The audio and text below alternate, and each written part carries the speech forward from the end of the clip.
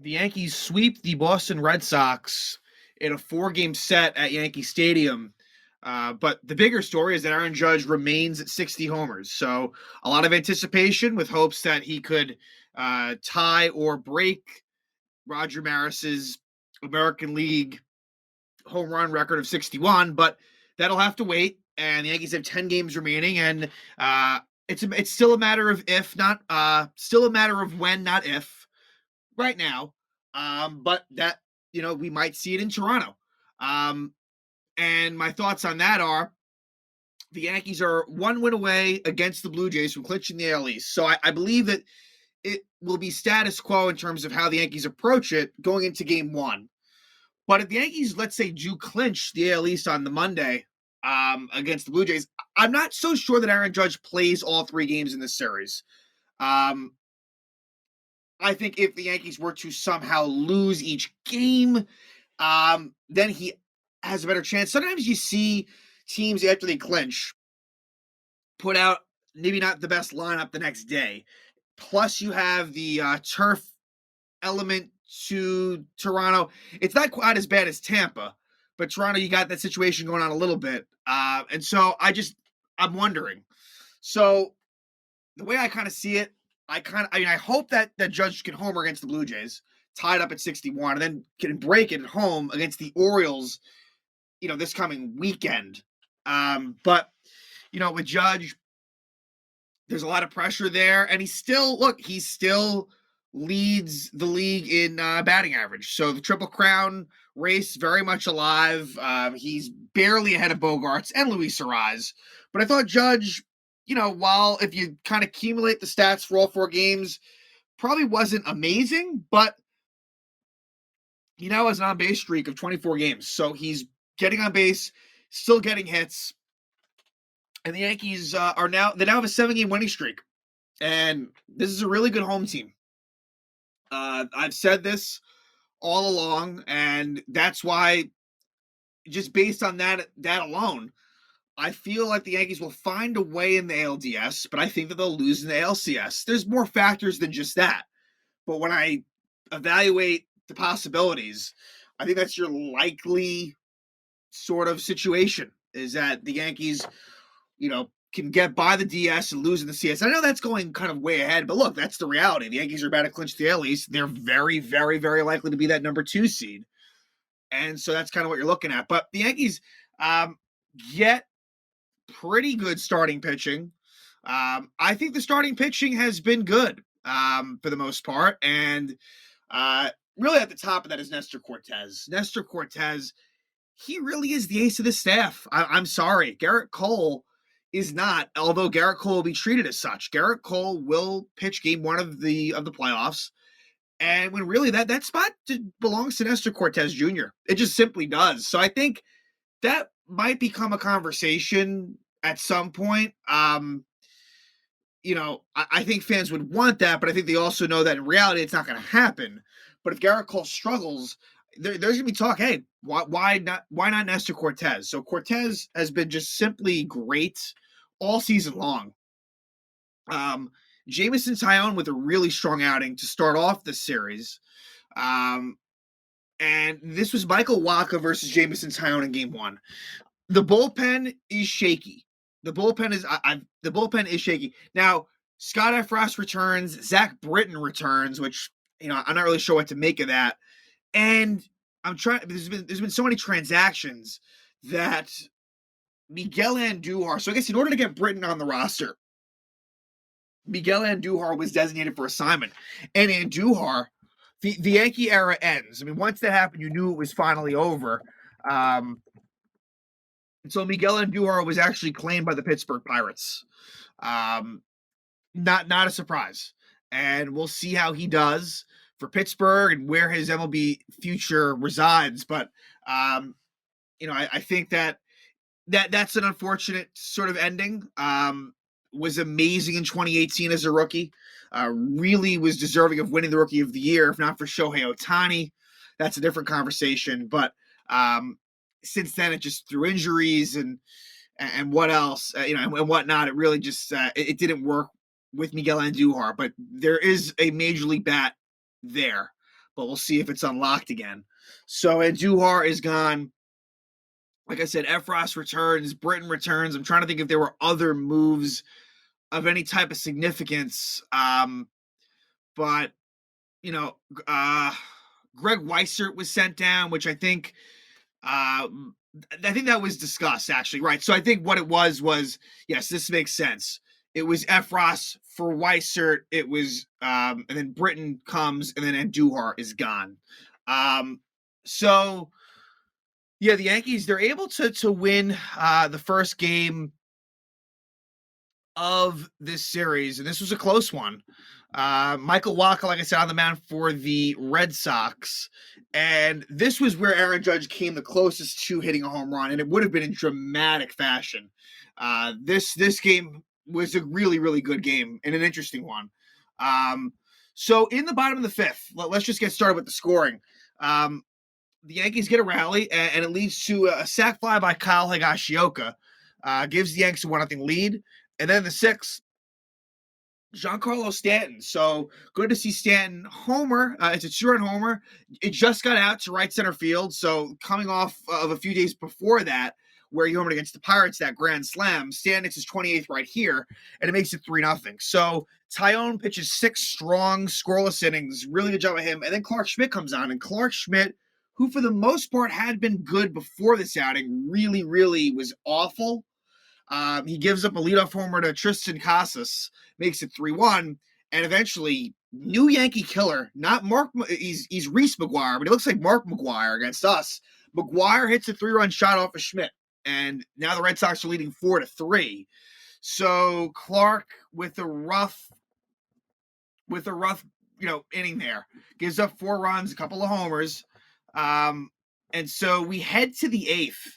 And Aroldis Chapman comes on, and Chapman does strike out Verdugo, but then it's a walk to Martinez and then a 4-pitch walk to Casas, and that's it for Chapman. Again, Aroldis Chapman and Zach Britton as well. But I mean, it's different because we've seen Chapman all season, whereas Britton is fresh. But Chapman, he really shouldn't be on the postseason roster as far as I'm concerned. I really hope he's not. And if he is, it's kind of a waste of a spot. So Lou Trevino comes on. He does walk Kike Hernandez to start it out. But then he does the job. He gets Yu Chang to pop out and then Reese McGuire to strike out. So Trevino, who we've seen kind of play the fireman role, kind of like Wandy Peralta, he comes in there and he cleans it up. And so the Yankees are still down 1. Ryan Brazier comes on and Giancarlo Stanton starts it out with a single. And then the Yankees are able to manufacture a run. Tim Locastro pinch runs for Stanton. He's still second. Oswaldo Cabrera grounds out, moves Locastro over to third, and then Harrison Bader, who has fit in very, very nicely since he's, started out with the Yankees here, gets a sac fly and Locastro scores. So that's really nice stuff from the Yankees to tie it up at 4. We go to the 9th, and in the 9th, Clay Holmes comes on, and clearly Clay Holmes is still very high up in that pecking order, which I don't know how to feel about. Actually, I know how to feel about it. I don't feel good, but the options aren't great. Clay Holmes has a really rough 9th. But he does pitch the 10th as well, and he turns it around in the 10th. But in the 9th, Tommy Pham singles to right, and Aaron Judge throws Pham out at second. Just an amazing throw by Aaron Judge.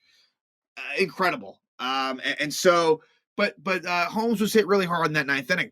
We go to the bottom of the 9th, and Matt Barnes comes in, and with 1 out, Aaron Judge hits a deep fly ball to center field. And it looked like this had a chance to go out, but on a cold night in the Bronx, it dies at the track. And so now we head to extra innings.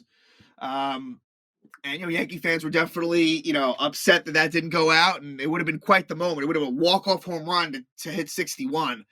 Clay Holmes pitches the 10th and looks a lot better. Strikes out Verdugo, Abraham Almonte flies out, and Casas grounds out. So that's more of the Clay Holmes that you're hoping for. Then Caleb Ort comes on in the 10th. He intentionally walks Gleyber Torres. Keep in mind, Marlon Gonzalez was pinch running for Anthony Rizzo, and Josh Donaldson gets the walk-off RBI single. Somewhat reminiscent to opening day, where he had the walk-off RBI single versus the Red Sox in extra innings. Kind of similar. And so Donaldson wins it right there. Marwin scores. Yankees win at 5-4. We go to game 2. And game 2 was also the same final score. Yankees win 5-4, and also a very close game.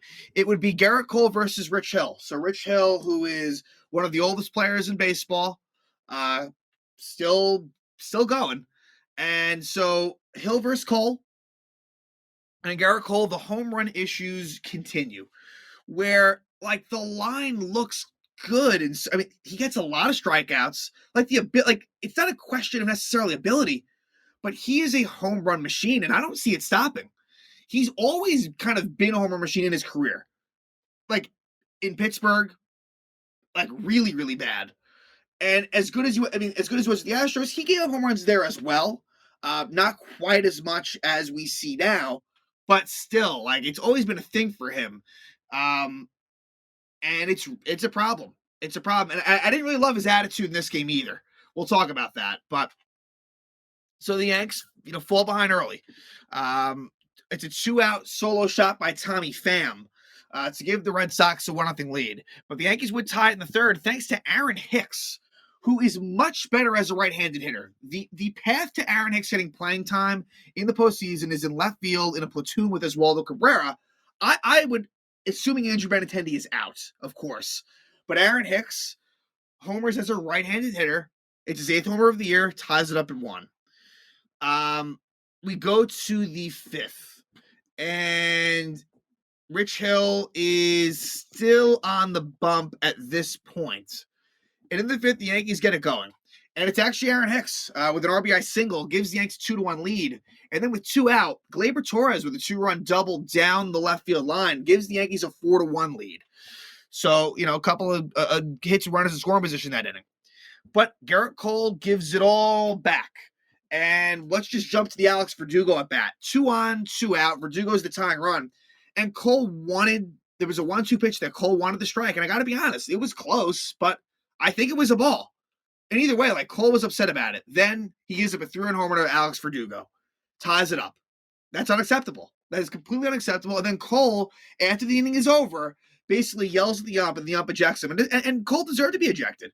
He let his emotions get the best of him. Now, Cole's night was basically done anyway. It didn't have much consequences as far as that, but it's almost like blaming the ump. It's like, you fucked up. Like, take ownership of that. So it's 4-4. The Yankee bullpen, in this case, this night, does a pretty good job. Ron Marinaccio, who, like I said, has had struggles recently. There's a leadoff walk to Casas, but then he does a good job the rest of the inning. Marinaccio with a scoreless 7th. Then we go to the 8th, and Jonathan Loaisiga pitches a pretty strong 8th inning. Loaisiga is a ground ball machine. I wish he got more strikeouts, but that's just the way it is. Bottom of the 8th, it's a 2-out rally. Harrison Bader, as a pinch hitter, walks. Then Matt Strahm, the lefty, tries to pick off Bader. And it would have been close if this was executed properly, but he throws it away. And so Bader, it's a steal for Bader, and then he goes to third on the bad throw. So now it's runner on third, 2 out for Jose Trevino. And Trevino, he bats .370 with runners in scoring position. That's the type of guys you want. He's the anti-Gary Sanchez. Where, look, Trevino has a batting average in the 250s, but with runners in scoring position, he steps it up. And what does he do here? Smashes an RBI single. Bader scores. And the Yankees take a 5-4 lead. In the 9th, Jonathan Loaisiga is out for his second inning of work. And he strikes at Verdugo. Then it gets a little bit dicey. There's a couple of hits, Martinez and Casas. And he gets a lucky strikeout of Abraham Almonte where they call it a strikes. It was a ball. So at least like the ump was working in both favors, I guess. And then Reese McGuire grounds out. So Loaisiga, it's a 2. It's actually not a save. It's a win because when he came on, the game was tied. But the Yankees find a way to win 5-4 again. Let's jump to Game 3. Game 3 is Domingo Germán, who has been very consistent. Germán, look, 5 innings, 2 runs isn't amazing. And for him, similar to Cole, the home run ball is the issue with Germán. Like, if he could ever limit the home run ball, he would be really, really good, but that's part of his game. And Nick Pivetta for the Red Sox. And Pivetta got hit up. He definitely got touched up a bit by the Yankees, for sure. The Yankees jump out to the early lead. First inning, Gleyber Torres. It's his 24th homer of the year. Gleyber, he's been in a pretty good run here. September's, been pretty good for Gleyber Torres. In the second, though, Germán has troubles. It's a 2-run homer for Casas, who is becoming a Yankee killer in his own right. And then, again, Reese McGuire. So Casas and McGuire, similar to the first game of the series against Clark Schmidt, they get homers against Domingo Germán. So that makes it 3-1. Then in the bottom of the second, you get an RBI single by Isaiah Kiner-Falefa. Similar to Trevino, Kiner-Falefa really good at runners in scoring position. And so that makes it 3-2. Then in the fourth, the Yankees take the lead thanks to a 2-run homer by Oswaldo Cabrera. It's just getting better and better for Oswaldo. He's getting more comfortable. He's hitting more homers. It's been a really nice, pleasant story for Oswaldo Cabrera. So that's 4-3 Yanks at that point. Then in the fifth, you get a Josh Donaldson RBI single. Bit of a lucky break. It was an infield single. He hit it softly, perfect placement, and the Yankees take a 5-3 lead.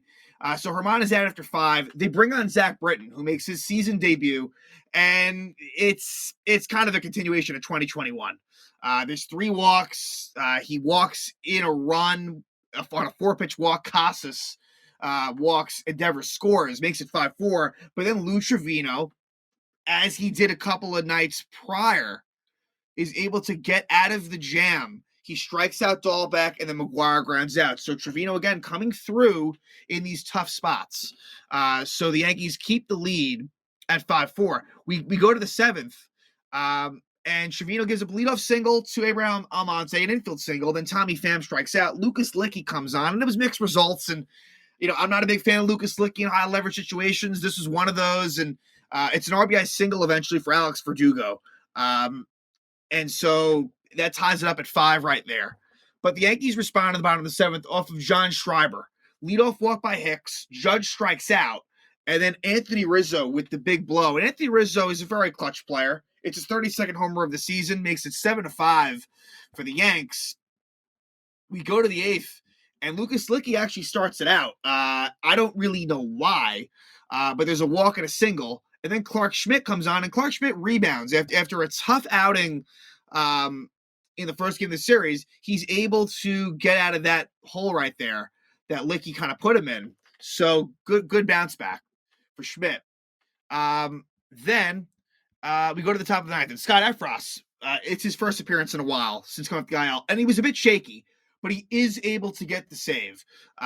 It starts out as first and second, no out. He gets a couple of outs. Then there's a walk, and it sets up for bases loaded 2 out for Bobby Dahlbeck, and Dahlbeck rounds out.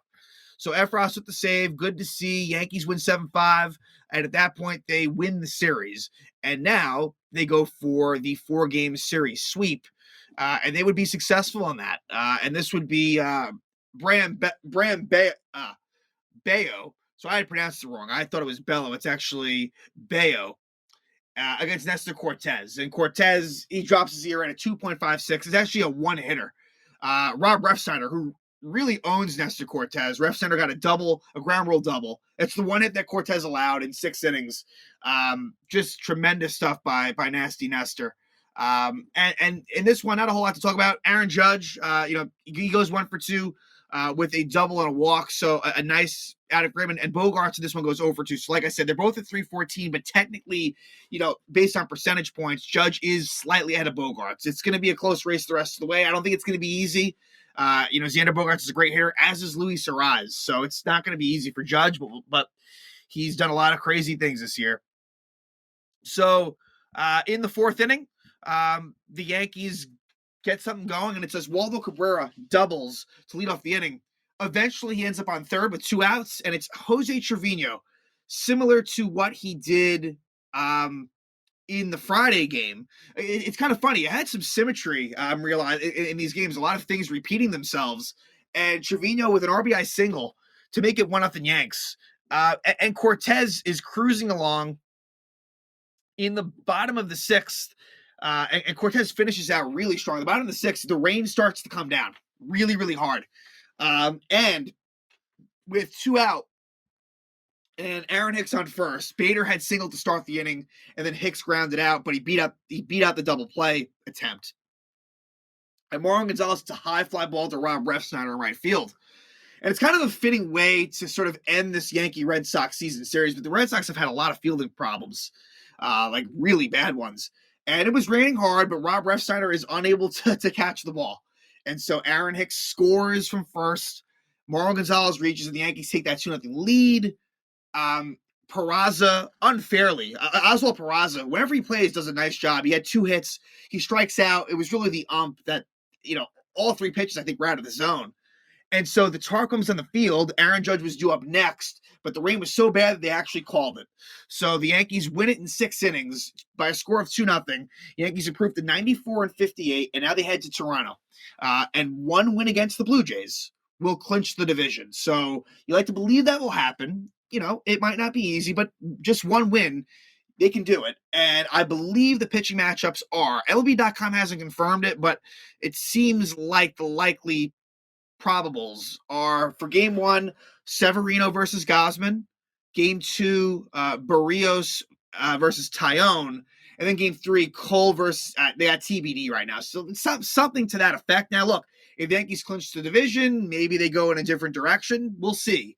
But for the Blue Jays, these are important games because they're battling it out for the top spot, in the wild card.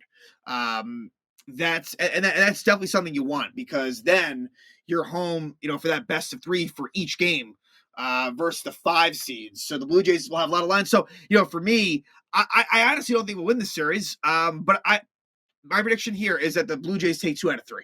That to me would seem to be a logical, sort of conclusion. And I hope the Yankees come in 100 games. If they don't, it's really not a big deal. But, they need to go 6-4 the rest of the way to reach 100.